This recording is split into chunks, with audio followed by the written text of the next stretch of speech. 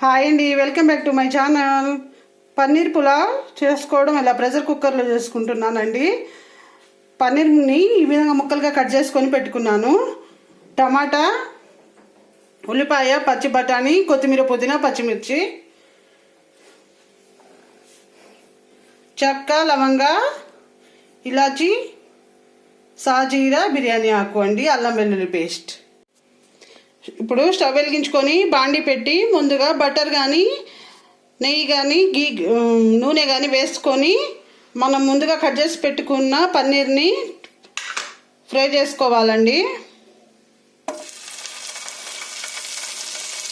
లైట్గా ముందుగా ఫ్రై చేసుకోవాలి.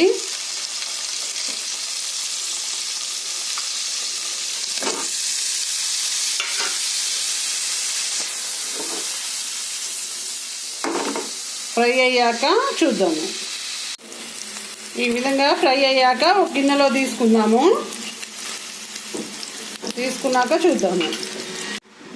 ఇప్పుడు ప్రెషర్ కుక్కర్ పెట్టుకొని అందులో ఒక స్పూను నెయ్యి, ఒక స్పూను ఆయిల్ వేసుకోవాలండి. అందులో మసాలా దినుసులు వేసుకోవాలి. బిర్యానీ ఆకు, చెక్క, లవంగ, సాజీరా వేసుకున్నాము. ఆయిల్ వేడి కానిద్దామండి.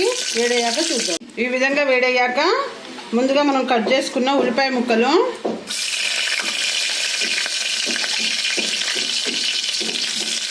పచ్చిమిర్చి, టమాటా, బఠానీ,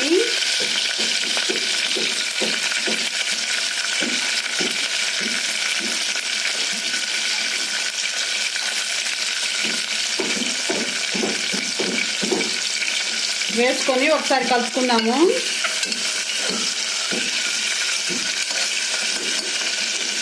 కలిపాక చూద్దాము. ఒక 2 మినిట్స్ తర్వాత చూద్దాం. ఇందులో ఇప్పుడు ఒక స్పూన్ అల్లం వెల్లుల్లి పేస్ట్ కూడా వేసుకొని కలుపుకుందామండి.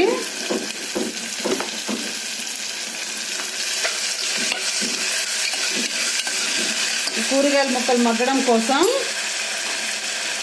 ఒక స్పూన్ సరిపడా సాల్ట్. నేను ఒక 1/2 కేజీ బియ్యం తీసుకున్నానండి. ముందుగా నానబెట్టుకున్నాను. సరిపడా సాల్ట్, పసుపు,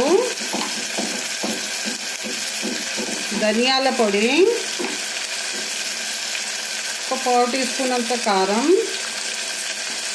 వేసుకొని కలుపుకోవాలండి.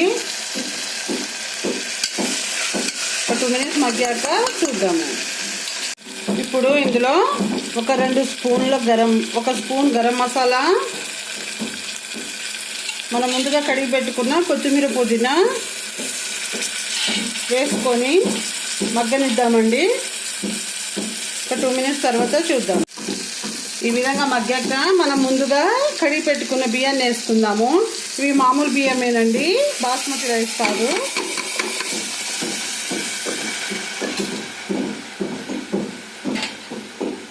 ఒకసారి కలుపుకుందాము. ఈ విధంగా కలుపుకోవాలండి. ఇప్పుడు మనము ముందుగా ఫ్రై చేసుకున్న పన్నీర్ని కూడా వేసుకోవాలి. వేసుకొని మనం తీసుకున్న 2 గ్లాసుల బియ్యానికి 3 గ్లాసుల వాటర్ పోసుకోండి. ఇవి పాత బియ్యమేనండి. కొత్త బియ్యం అయితే 2.5 వేసుకోండి. 2 గ్లాసుల బియ్యానికి ఒకసారి కలుపుకుందాము. ఈ విధంగా ఉన్నప్పుడే ఉప్పు సరిపోయిందా లేదా చూసుకోండి. సరిపోయింది. ఇప్పుడు విజిల్ పెట్టుకుందాము. మూత పెట్టుకొని ఒక 2 విజిల్స్ వచ్చాక చూద్దాము.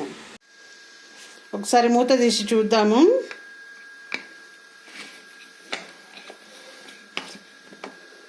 Wow, tasty paneer pulao ready అండి.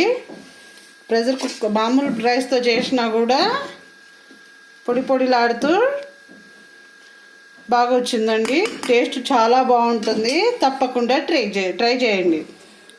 సింపుల్గా ఈ విధంగా ప్రెషర్ కుక్కర్లో కూడా చేసుకోవచ్చు. హెల్త్కి కూడా మంచిదండి పన్నీరు. తప్పకుండా ట్రై చేయండి. ఎలా వచ్చిందో కామెంట్ సెక్షన్లో కామెంట్ చేయండి.